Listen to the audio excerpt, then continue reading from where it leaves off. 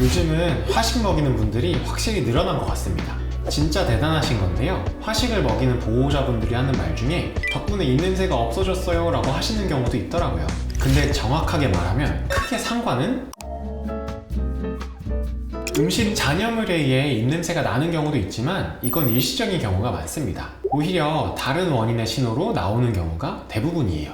개인적으로 치주염, 소화기 문제, 신장질환으로 입냄새가 나는 경우가 가장 많았습니다. 특히 가장 심각한 건 신장질환이고요. 구강 내 원인은 해결이 쉬운 편입니다. 음식 찌꺼기로 인한 구취라면 음식만 제거해주면 입냄새 나는 게 없어지거든요. 이 경우는 왜 입냄새가 나는지 보호자분도 보셨을 때 바로 보이실 거예요.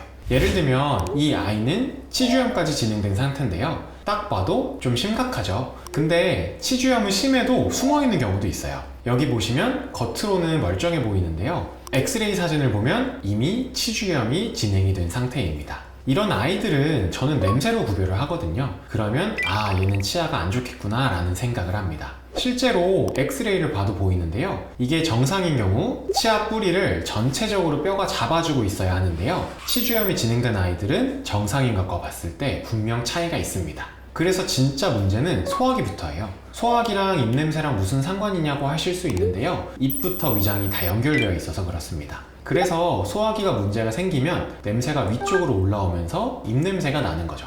대표적으로는 위염, 식도역류, 소화불량 이런 것들이 있습니다. 그리고 진짜 심각한 경우는 신장질환이에요. 신장질환이 말기 단계가 되면 요독증 때문에 입냄새가 나기도 합니다. 요독증이 뭐냐면 신장이 제 기능을 못해서 혈액 속에 노폐물이 쌓이는 거예요.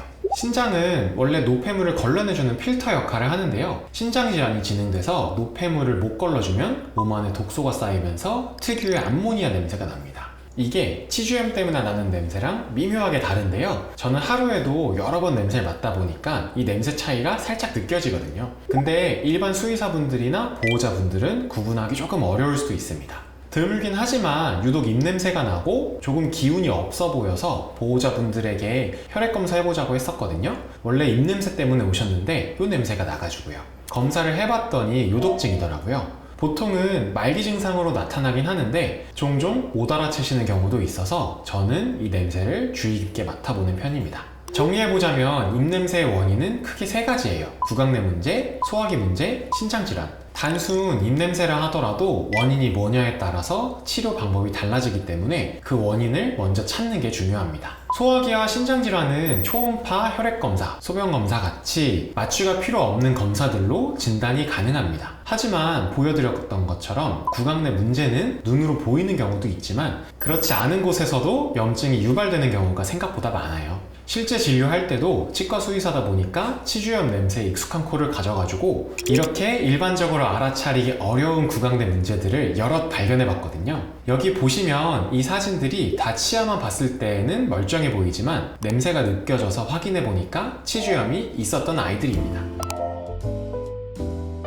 입냄새는 먹는 사료에 따라서도 달라질 수 있는데요. 특히 그 사료의 단백질이 뭐로 이루어져 있냐에 따라서 입냄새가 달라지는 경우도 있습니다. 단백질 베이스가 어류면 생선 냄새가 나고요. 닭고기면 닭고기 냄새가 납니다. 종종 생선 냄새를 싫어하는 분들은 아이가 생선 베이스 사료를 먹은 뒤에 입냄새 때문에 괴로워하시는 분들도 있어요. 특히나 이 냄새는 사료보다는 화식, 생식이 조금 더 나긴 합니다. 생식보다도 화식이 조금 더 냄새가 많이 나더라고요. 아까도 말씀드렸지만 입냄새의 원인이 구강 내 문제라면 결국 입 안에 음식 잔여물이 얼마나 있는지가 영향을 많이 줍니다. 근데 음식 잔여물은 음식이 부드러울수록 더 많이 남거든요. 화식, 생식, 사료를 비교해보면 화식이 가장 부드럽다 보니까 입안에 음식 잔여물이 남기가 쉽습니다. 종종 화식을 먹이고 냄새가 없어졌다라고 하시는 분들이 있는데요. 아마 사료 때문만은 아닐 거고요. 양치를 더 잘 시켜주셔서 그런 게 아닐까 싶습니다. 같은 이유로 건사료를 물에 불려주거나 습식사료를 주는 경우도 비슷하게 냄새가 더 날 수 있습니다. 생식은 화식보다는 재료가 더 단단하기 때문에 입냄새 측면에서는 화식보다 덜 날 수 있습니다.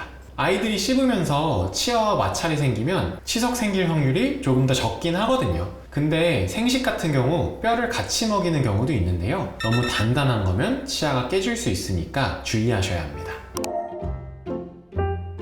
사실 입냄새의 가장 큰 원인이 무엇이냐 하면 뭘 먹이냐보다 중요한 게 어떻게 관리하냐입니다. 방금도 화식 생식 이야기하면서 말씀드렸지만 뭘 먹이던 관리를 해주지 않으면 어차피 입냄새는 납니다. 음식 먹은 직후에는 냄새가 나는 게 당연하지만요, 그 찌꺼기가 얼마나 오래 남아있느냐는 관리에 영향이 있기 때문에 아이가 계속 입냄새가 난다면 식사 후에 양치가 제일 중요합니다. 또 양치를 지속적으로 하더라도 치아 사이나 이런 곳들은 양치가 잘 되지 않거든요. 치주 질환이 이런 곳에 자주 나타나기 때문에 이런 것들은 주기적으로 확인을 받아보시는 게 좋습니다.